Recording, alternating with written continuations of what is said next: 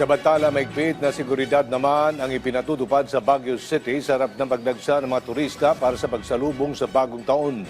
May panawagan naman ng mga otoridad kaugnay sa tamang pagtatapon ng basura.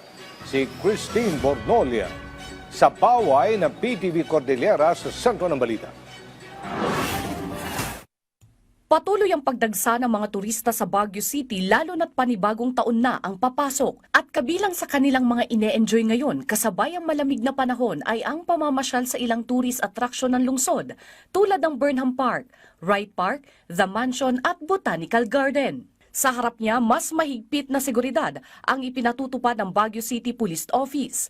Bilang bahagi sa paghahanda sa pagsalubong ng bagong taon, nakadeploy ang mahigit 1,000 pulis sa mga pasyalan, kalsada at maging sa pagbabantay ng daloy ng trapiko. Sa preparation ng BCPO, andyan yung ating Ligtas Paskohan 2025. So andyan yung ating deployment. In place pa rin yung ating deployment in order for us to yung manage traffic, yung magbantay sa mga seguridad ng mga turista at mga residente sa mga matataong lugar, just like yung mga terminals. Pinapaalalahanan naman ng mga turista na may dalang sariling sasakyan na magbaon ng mahabang pasensya sa kalsada para maiwasan ang anumang aksidente.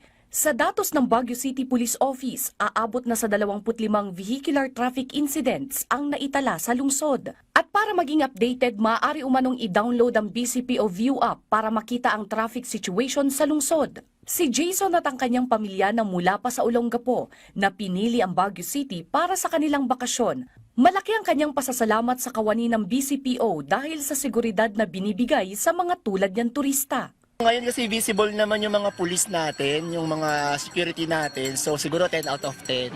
So sana maging consistent lang sila sa pagbabantay para na rin sa safety ng mga tourists natin. Nagpaalala rin ng General Services Office sa mga turista na maging disiplinado pagdating sa basura.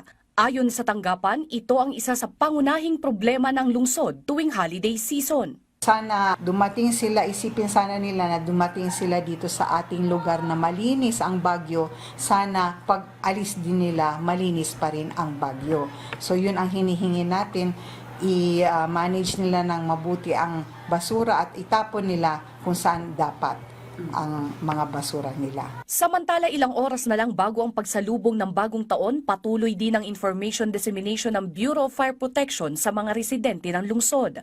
Iginiit ng BFP na mahigpit na ipinagbabawal ang pagbebenta at paggamit ng paputok alinsunod sa ordinansa ng Baguio City.